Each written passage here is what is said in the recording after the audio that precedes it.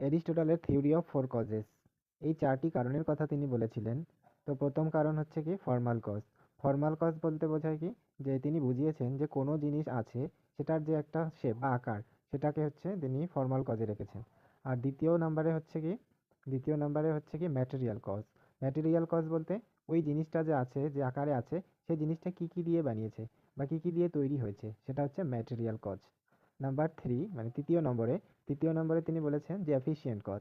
Efficient cause বলতে আমরা যে প্রথম বললাম, প্রথমে হচ্ছে ফর্মাল কজে যে একটা জিনিসের আকার আছে, দ্বিতীয় কজে হচ্ছে সেই জিনিসটা কি কি দিয়ে বানিয়েছে।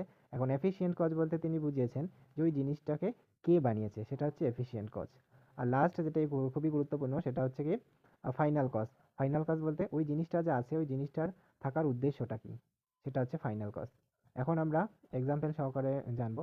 ধরুন আমরা যে স্কুল কলেজে যখন পড়তাম, ইউনিভার্সিটিতে, তো দেখছিলাম যে কি অনেক ধরনের স্ট্যাচু থাকে, মূর্তি হচ্ছে কি, যেমন বিবেকানন্দ, রবীন্দ্রনাথ ট্যাগর, নেতাজি, অনেক স্ট্যাচু দেখতে পাই বা কি মূর্তি দেখতে পাই।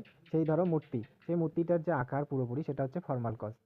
আর ম্যাটেরিয়াল কজ কি, ম্যাটেরিয়ালস ওই মূর্তিটা কি কি দিয়ে তৈরি হয়েছে, বালি, পাথর, রং, সিমেন্ট, আরও অনেক কিছু উপাদান দিয়ে তৈরি হয়েছে, সেটা হচ্ছে ম্যাটেরিয়াল কজ। আর ৩ নম্বর হচ্ছে কে বানিয়েছে, এফিশিয়েন্ট কজ।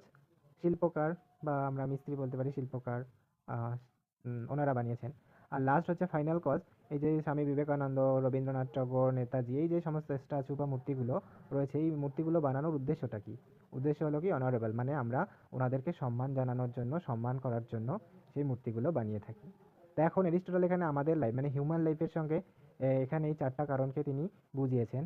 বা দেখো, ফর্মাল কজ অ্যাজ আমরা হিউম্যান, সেটা হচ্ছে ফর্মাল কজ। আর ম্যাটেরিয়াল কজে আমরা যে আমাদের যে এই যে বডি, হিউম্যান বডি, সেটা কি কি দিয়ে তৈরি হয়েছে, বিভিন্ন অর্গানস দিয়ে, সেটা হচ্ছে ম্যাটেরিয়াল কজ। আর এফিশিয়েন্ট কজে তিনি বলেছেন কে বানিয়েছে, আমাদের আমাদের পিতামাতা রিপ্রোডাকশনের মাধ্যমে। আর ফাইনাল কজ অ্যাজ আমরা হিউম্যান, আমরা মানুষ, এই মানুষ জীবনের উদ্দেশ্যটা কি, সেটা হচ্ছে ফাইনাল কজ।